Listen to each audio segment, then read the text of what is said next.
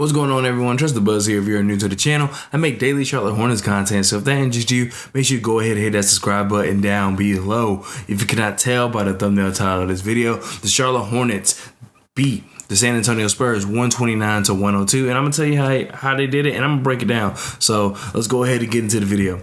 All right, so the first thing I want to talk about, this is the Nick Richards game. I'm going to go ahead and say it. I know a lot of people are going to say it, but this is definitely Nick Richards game. The way this was the Nick Richards game is because of the fact that, I'm going to read off his stat line for you. So, he had 19 points, 10 rebounds, 8 offensive rebounds, and 2 defensive rebounds. Granted, he didn't do anything else stat-wise, but even on the defensive side of the ball, he was altering a lot of shots, and that's kind of like one thing we were looking for Nick Richards. One big thing that I picked up about this is that there were a lot, like with the offensive rebounds specifically, he had a lot of putbacks.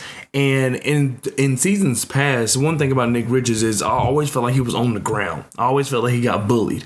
However, in this game, he was able to miss a shot without feeling like he wouldn't fall or stumble or take himself out of play somehow. He would just fight back for that offensive rebound, get the rebound, and then dunk it. That's one thing that is just, to me, is a huge difference between how Nick Richards played tonight versus how he's played in the past. He would not make that play in the past because it just always seemed like he was getting bullied in the paint. Now, while his minutes didn't line up perfectly with Jakob Poeltl, he had some good matchups with Jakob Poeltl. And if you don't know, Poeltl is one of the better defensive centers in the league. Like, statistically speaking, he's one of the better defensive centers. Like, he does a lot of shot altering, and he gets, I wouldn't say a lot of blocks, but he definitely gets his fair share of blocks.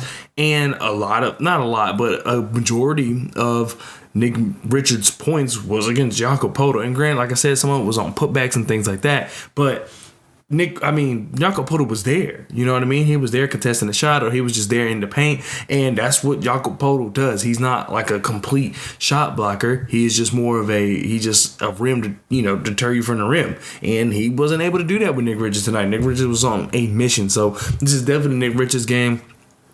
At some point, you would think Nick Richards would be the starting center because I'm tired of Mason Plumlee taking the ball off the court. That's also kind of wraps up what I got to say about Mason Plumlee. I'm also not going to run through every player, but I do want to highlight some players. Dennis Smith Jr. definitely did his thing coming off the bench, just because we worried that what was going to happen when LaMelo Ball was out. Well, we found out pretty early. And Terry Rozier did a great job filling in that spot, but we'll talk about that in a second. Dennis Smith Jr. just looked comfortable on both sides of the ball. He was able to defend the ball well. He was shooting and making his shots. And he just knows how to find his spots. And that's just one thing I've really learned to like about Dennis Smith Jr. is that he just knows exactly where he needs to go on the court in order to hit that shot. And he's pretty, he can get in there and get to the basket. He also has a little bit of a mid-range on him, which with him and Gordon Hayward, that mid-range area is scary because if you have guys that all stand out on the perimeter, you can let Gordon Hayward work ISO in the mid-range, or you can let Dennis Smith Jr. do it. And I'm not saying they need to take like DeMar DeRozan shots in the mid-range, but it just helps when you have a guy that can take advantage of that mid-range, especially considering this team is not the best at finishing. You know what I mean? So it's just good to see that. Also, let's see. Also, Kelly Oubre definitely did his thing tonight. He brought the pressure early. He had like 3 steals in the first quarter, ended with 3. But it is what it is. His minutes, he only had 23 minutes, so they kind of died down considering the team was up by so much. But he just did his thing, and not just him. He's the one that mentioned it at halftime, but it wasn't just him. But the whole team did not settle for 3, and that was something I really liked about the way the offense was running. Is that they would have a guy on them, and instead of doing like an ISO 3 with 10 seconds left on the shot clock, they would try to find an open guy, and then boom, there was a specific play where PJ low-key had a 3, but I think it was like Devin Vassell closing out on him. He just kicked it literally right next to him to Jalen McDaniels. Jalen McDaniels smashed it from the top of the key. So that's just something I've seen that is a difference, is that his team is just not settling on the 3-pointers. And also, just another thing I want to talk about before I start going back to individual players is that as a team, they've brought energy the entire game. And That's something I've been asking them to do for like 5 years. And so at first they came out very energetic, and I was like, oh, look at this team. They're super energetic. I like what I'm seeing. And then once the rotations started, people start subbing in, I was like, all right, let's see where this energy goes. The energy was still there. Steve Clifford has just done a good job instilling in these guys, like, hey, you play the whole game. And even when the game was out of hand, guys were still playing hard. And I just really like that about the team. I'm the type of person where I don't really care. Like I care. I'm always going to root for the team, but it makes it harder to root for the team that doesn't want to be on the court, if that makes any sense. If my team stinks, but every day it's just not an easy win for the other team, I'm perfectly okay with that. Like it makes it easier to root for. But what I don't like rooting for, and luckily the Hornets were just better, last 2 years. But what I don't like rooting for is like lazy, lackadaisical. I don't like all that, and that's kind of what they've been. They brought up the pressure and energy here, but granted, it is the San Antonio Spurs. But that's how we get started. You bring it against these guys that you're supposed to beat, and then it carries over into these other games where you're playing the Bucks, you're playing the Nets, you're playing the Heat, things like that. So I don't know. I just really enjoyed the energy I saw from the team. Next, I want to just talk about also Cody Martin really didn't get to play. He played 1 minute and had like left knee soreness, so they took him out. I understand why. I mean, there's no need to rush him back, and I wouldn't want to rush him back. So get well soon, Cody Martin. JT Thor, his minutes were scarce with only 8 minutes. However, he is just, I can't wait until he gets the minutes. 2, I can't wait till he just develops more, because JT Thor is going to be a problem.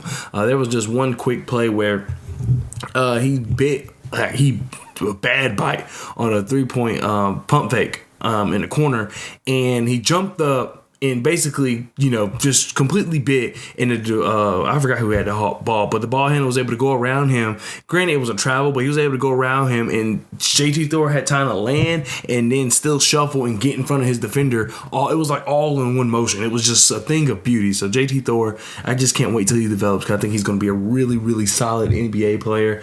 And then next, I want to talk about James Bouknight. He looked more comfortable. However, his game was off, if that makes more sense. He didn't look scared, considering especially the things that have happened. He didn't look scared, but at the same time, he just still looked off. But he didn't look as scared as he did previously. So you just hope that comes around. I made a tweet earlier. Follow me on Twitter. I put the description down and link below, or the comment section below. But I said something like, if we get James Bouknight from the Sacramento game last year, granted he doesn't have to be like that good, but if we get that James Bouknight off the bench, but from that Sacramento game, this is a very solid bench unit, because that's literally what is missing, is like a guy who can really light it up. And granted, like with some roster changes, Kelly Oubre, would probably be that guy, but it's just something about James Bouknight, the way he's able to create and things like that it would just really solidify this bench unit. You know what I mean? So I really hope that James Bouknight is able to find himself, because like I said, it would really put a stamp on that bench unit, and then that bench unit would be a lot better. Kai Jones hit a 3, so I'll take that.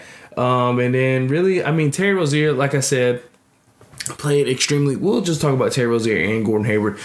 Gordon Hayward, like I said, my main thing about him is that, one, I don't feel like he really interacts with the players that much. Granted, the players, it's just like it seems like a rift between them, not like a negative rift, but it's not like buddy how you would want them to be, or like in team taking on mentor roles. I don't know what he does behind the scenes, but I say it all the time.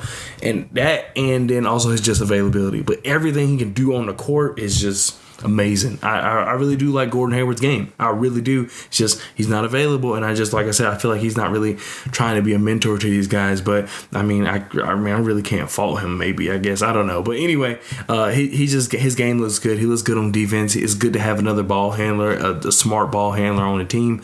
And then like his game is just very fluid. Terry Rozier playing the backup point guard. Well, I guess backup point guard spot. Looked amazing. I mean, he had how many points? He had 24 points. He shot 10 for 19 from the field, 4 for 7 from 3. He had 6 rebounds and 6 assists. Granted, he had 4 turnovers, but it is what it is. Team was moving fast, and Terry's not your typical traditional point guard, so the way he facilitates isn't typically like kind of run plays and pick and roll and things like that. He gets points off pick and roll. Well, he gets assists off pick and rolls, but really his is more like he's cutting to the basket and he sees a guy open and he kicks it out to him and things like that with dribble penetration. So I get it. I get why he has the turnovers. And then there were some things where he would go like too far under the goal and things like that. So it is what it is. But I mean, he still did a fantastic job, so I'm not mad at that. Steve Clifford has just really done a good job with these guys, and I like what I saw from the first game. The next game is this Friday against the Pelicans. The Pelicans are not going to be an easy team to beat. I don't even know if we will beat them, but it will just be interesting that they keep the same ideology, keep the same energy. If you lose by 20, you just lose by 20. I'm not tripping over that at all. But if y'all keep the same energy, that's all I ask for. Like I said, it's not going to be easy to play the Pelicans. Granted, it is at home, so that would be nice, but it's going to be a tough game. But anyway, player of the game, I'm probably going to give these when I do these game breakdowns. And as the season goes, I'll add like more just different types of content, not just game breakdowns. But player of the game, I would give it to Nick Richards just because none of us expected Nick Richards to do like that, play like that rather. And I've been down on Nick Richards and now I'm up. I guess I've been sleep on Nick Richards. Steve Clifford was trying to tell me I was asleep during the offseason and preseason and things like that. So if Nick Richards can do that, then I'm very happy.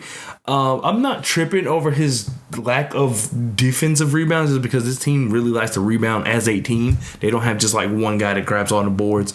But I would like to see that increase just because of the fact that I do feel like that is something that's very important as far as being able to take the ball away from the other team. But I will say that that's something that's not going to show on the stat sheet is that he was boxing his guy out. It wasn't like Terry Rozier had to make a crazy rebound or Kelly Oubre had to. No, he basically boxed out Poto or whoever else was in the paint and somebody else was able to get the rebound. But I would just like to see him snag more of those just because it makes him more of a complete center. But anyway, Nick Richards, player of the game. Loved what I saw from him. But thank you so much for watching, and I'll see you guys next time. Peace.